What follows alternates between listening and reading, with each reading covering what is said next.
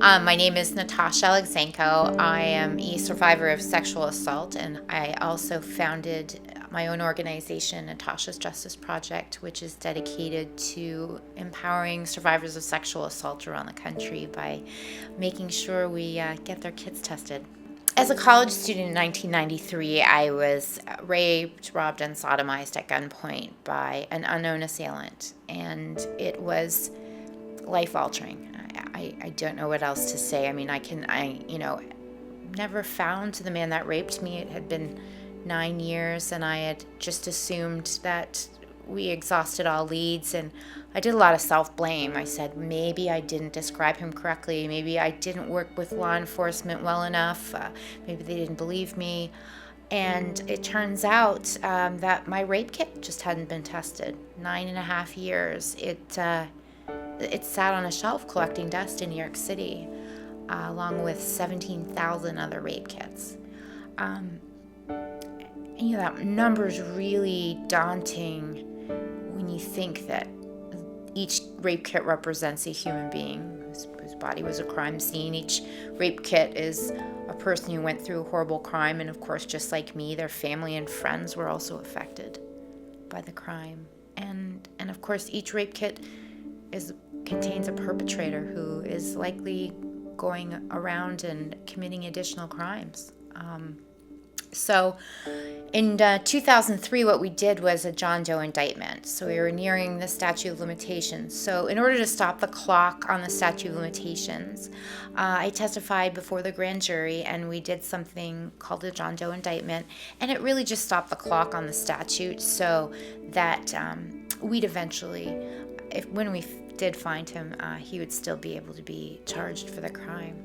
So, and then I just kind of went home and went back on with my life. We didn't find a hit, and maybe my expectations weren't necessarily that we were going to. I just felt really happy that they still cared after 9.5 years. They were like, we're gonna do our best and see what we can do.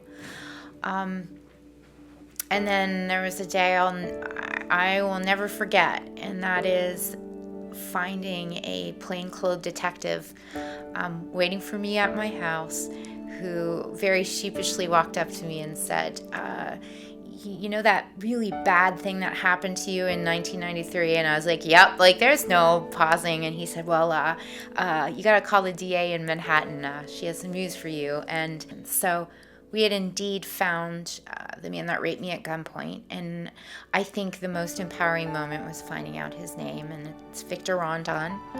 And I faced him in court, and it was the hardest thing I ever had to do. It was also the most empowering thing I ever got to do. I fainted when I saw him in court. It was that intense. It was that response. My body was just responding to seeing him there, and it just froze, for lack of a better word. And he's presently serving time behind bars till 2057.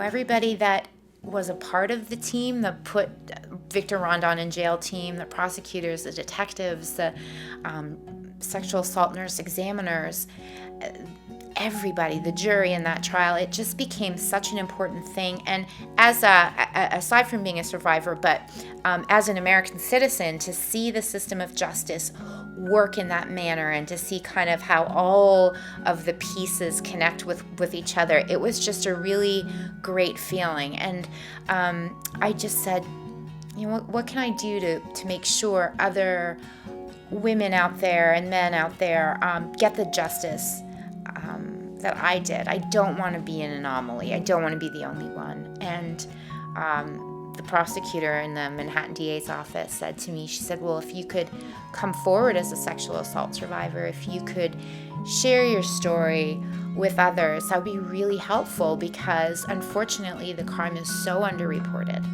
And the more light we shed, the more we can take the stigma away and maybe make some change.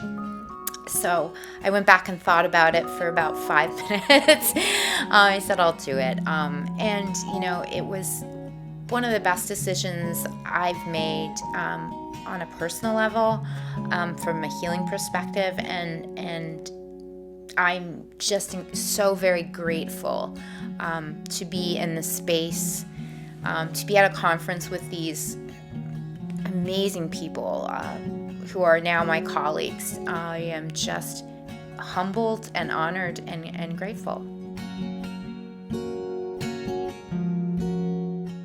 It's so wonderful to see that we now, at symposiums such as this one, you have so many different disciplines here. So we have, of course, myself as a survivor of sexual assault. We've got the NIJ working on board. We've got the DOJ here. We've got the OVW. All the acronyms are here. And we have, law enforcement. We have prosecutors, advocates. I spoke with some sexual assault nurse examiners. I mean, this is the community. The whole community is here to talk about this. And the only way that we're going to solve the problem of untested rape kits is if every part of that chain is involved, and they're here.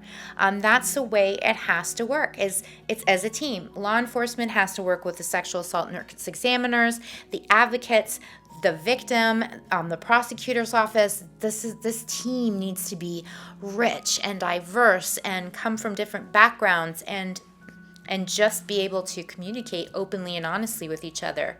That's how it works. Anytime you see these massive amounts of backlogged rape kits, you go and find out that these are teams that are disjointed. They're not coming together like you see here. So again, I feel like if we could just replicate the people at this conference and just plop them everywhere around the country, problem solved. We'd probably solve a lot of problems with this group.